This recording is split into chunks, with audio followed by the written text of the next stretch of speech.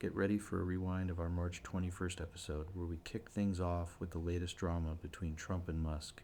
After that, we dove deep into the complexities of process debt, questioning if the systems we rely on at work are fundamentally broken.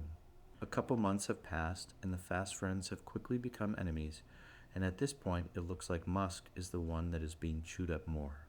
Hey, what's up, Toby? We are to episode 24 of the Process Debt Podcast. I don't even know where to go. Oh, I mean, we 24. did. I mean, we got 24. Ellon is running amok in the government. Oh wait, I thought he was fixing things. I don't know. I'm not sure. What I didn't understand is when you hire your politicians that you just bought and paid for to promote your product and your stock goes down, what's that tell you? I don't understand what that message is from the market. I don't know, man. I don't. But my pay grade, maybe. He's doing a bang up job though of really showing how value is created or not to all of his Tesla shareholders.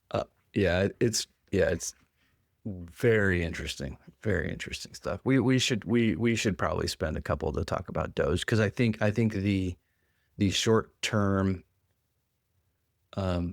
the busyness. There's a lot of value for a lot of people. Yeah.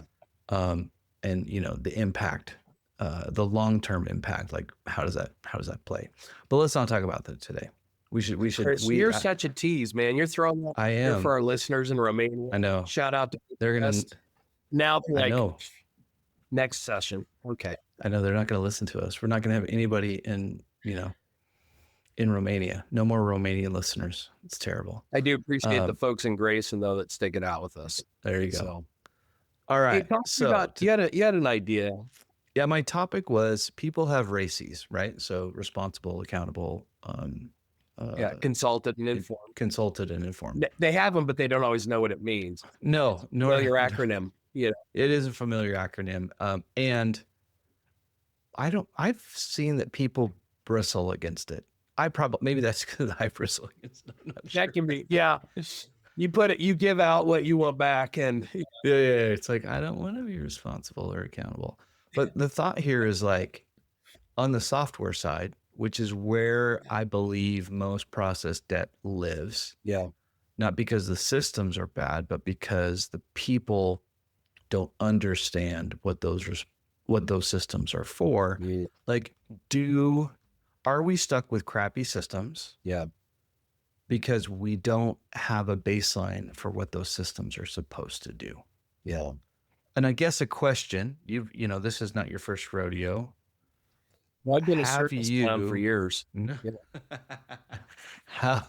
What's the worst system that you've stepped into? I'll tell you, it's also probably one of the most popular. And it's SAP.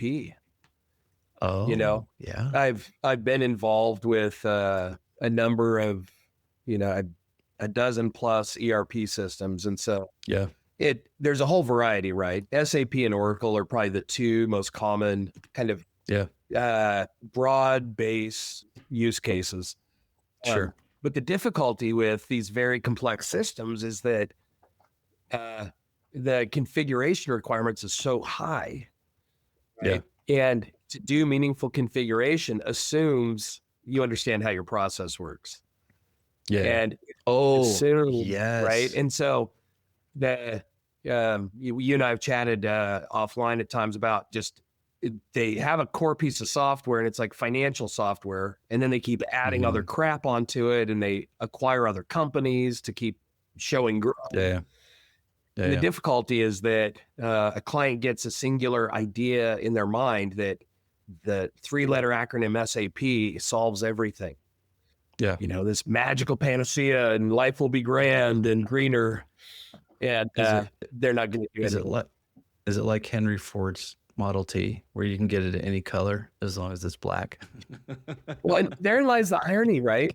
I would say well over half the big ERP systems, one of the early conversations is always, it's costly to update when you do more configurations. There's all this additional testing and, the more you integrate it and really try to make it lifeblood system in your business, every step along the way, there's more care and maintenance.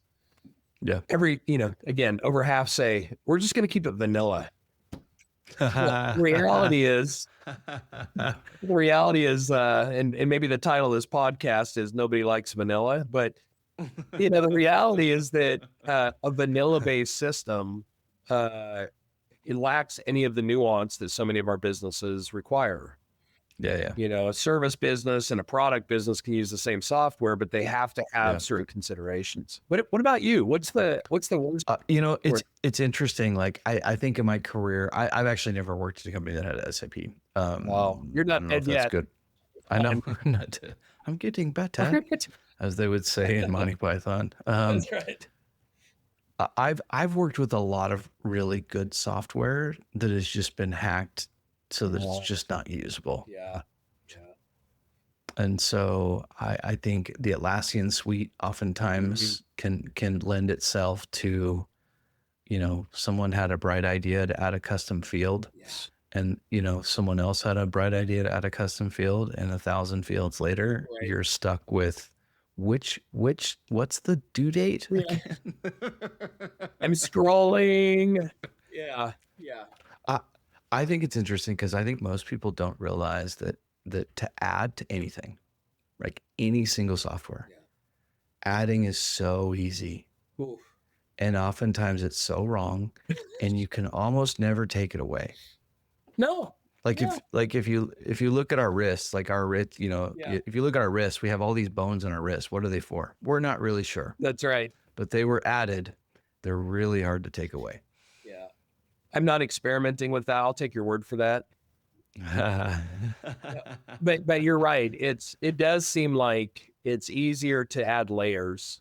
And I think typically when process changes, we do our best to offer some measure of change control, but then we tweak what's in place. Yep. And there's a whole host of really good arguments for doing that. Yeah. To do a wholesale tear out of a process is expensive and can put your businesses at risk. Yeah. Talk to me about, there's probably some elements, maybe it's not an ugly acronym like RACI, but there's some elements that when you bring this up and thinking about how software plays a role in organizational process, what are some of those elements that come to mind? Yeah, I think there's workflow, right? Yeah. So you've got Jira Service Management, you've got Zendesk, you've got reporting, which I delineate between reporting and analysis. Whereas reporting is something that's delivered on a regular basis from a system, it doesn't change. Yeah. Whereas analysis is single, one time, and can't be reproduced. However, within business, that is a nuanced thing that most people don't understand. In that, like, an executive asks for something and they get delivered something that's subpar or semi-made up, but now the executive says, we want you to reproduce this. And so it gets reproduced, right? So that's right. And then I think there's a prediction component or prediction / roadmap. Yeah. Right. Like how do we do things? And then planning. Yeah. And then the last thing that kind of gets lost is status updates. Like I've been thinking a lot about like how many tools we use and how we use them. And it's crazy. Like we literally don't realize that probably in a given day, we probably touch 30 to 40 different tools. Wow. Like what's email for? Yeah. Like it's not, like, and where this stuff breaks down oftentimes is you see Excel being your reporting / analytics / workflow / everything tool because it's flexible. Yeah. And then you have email being the planning and notification. And yet the email, I don't think email was ever meant for that. No. In that way, we're kind of like cavemen, right? We've got a stick and a rock and we use them to hunt and we use it for a pillow and, it's our toy and entertainment. And it's just, we don't have other alternatives. And you're right. I personally use email as really kind of my hub of communications and tracking. Yeah.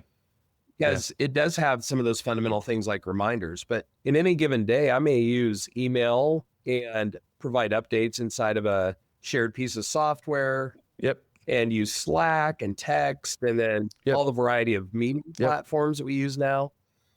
Well, and one of the things to think about as you're thinking about process debt is we are oftentimes being sucked into these like time suck warps. Yeah. Meaning if you go into your email, are you focused? Oh no, it's just a distracting area of landmines. Yeah. Oh, and then you just got a text on your phone. Why am I playing Angry Birds now? Like, you know what I mean? Like, there's this really weird thing where it's like, where does the work live? Yeah. Like, where's my process? Where's my workflow? And the thing is like, we just don't talk about it. And so we all assume that we're right and we're all doing it differently. You know, and our core tenets of like, is it discoverable and is it transferable? Right. We actually don't know, but we believe it is. And therein lies the problem. Yeah. Yeah. For a country of less religious folks, we have a high degree of faith that things will magically happen. Oh yeah. You know, and when it comes to process, we take the handoff from person upstream and then we give it to the next person downstream, and we walk away and said we did our job. But correct. That's, you know, that's not a finished thing. We've gotten so expert, especially in larger organizations, that we rarely see a transaction tip to tail. Yeah, for sure. And I don't know that we've talked on this, but I've been recently doing some work around real estate renovation for a client. Yeah. And this is an opportunity to really see in a very physical way what happens when those handoffs break. Yep. You know, what happens if you don't get your permits or inspections, or what happens if the cement guy shows up and nobody's there to see him and get stuff poured? Like, so many places stuff breaks. But I think in our digital corporate world, there's not that same sense of urgency. We don't have the weather beating on us to keep us focused and on the timeline. And so things kind of drift, you know? Yeah. Well, and the other thing is like the just definition of done oftentimes is unclean. It's like, you know, and I think, you know, one of the things that we've talked about is like, what are you doing? Are you just drafting something up? Then just do a crappy video. Like that's, and then we'll figure out if it's important later. Yeah. Well, I think, you know, on this notion of, is there a RACI for software? Where should the technology be the system of record? Oh yeah, for sure. That's that kind of accountable piece. Yeah. Where is it consulted? And so oftentimes we put process into technology, but then when we build out the access model, we strip out people that need to consult the very data we capture. And so now we've artificially separated them and made their lives harder. But then the informed piece too, you know, back to your point about reporting and analytics, they are not the same, you know? Oh, it's interesting. Like, I think it would, you know, not that you could do this, but like if every single report, you just simply had a stamp of this is a one-time analysis or this is repeatable. Yeah. And what you would find, I think what you would find is you would find that most processes are driven from a report down than versus a process up. Yeah. You're talking hierarchically in the organization. Something's missing in a report, and therefore we need to add this thing to the report. Yeah. And so then we manufacture that into our process. And the process is really good until they ignore the report, but the report lives on for decades. Yeah. And then, but that process either stops, there's entropy, or you get a who's on first type thing where it's like, I don't know who's doing the report. It just comes magically shows up in the spreadsheet. And they realize that data is stale from, 94 or something like that. Chris, that we're coming up on the end of time. And so one of my favorite memes going around right now is a guy's girlfriend is losing her mind. And he comes to him and says, hey, I can't keep up with all the laundry. The house is a mess. He's like, oh, wait, come here. Let me show you. And he walks her into the laundry room and he says, I just dumped my dirty laundry in this basket. And a day later, it shows up in my dresser and it's clean and folded. And you can see her like starting to boil. And he's like, come into the kitchen. I leave my crap all over. But when I walk away, it's cleaned up and it's back in the cupboards. And I think that people kind of expect process to work like that. If I ignore it long enough, somebody else will magically, the fairies will come in and they'll fix it. They'll put things back in the proper places. So yes. And the closer you get to the root of whatever it is, it's just nuanced. So nuanced. And like, it takes so much, it takes so much of that slow thinking of like, why do we want this? How do we use this? Right. Which is why, like, anytime someone asks me about a report, I'm like, or creating specifically a new report. Like I had someone ask me today, they were like, hey, I need to create this report. And I was like, do it as simple and as easy as you can.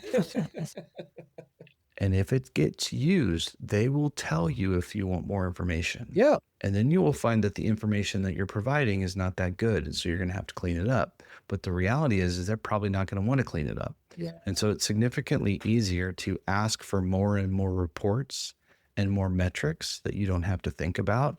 And so in some ways it becomes this easy out for management. Yeah. It's really like, there's nothing more frustrating. And I like data, but there's nothing more frustrating than just grinding and like being asked to delivering data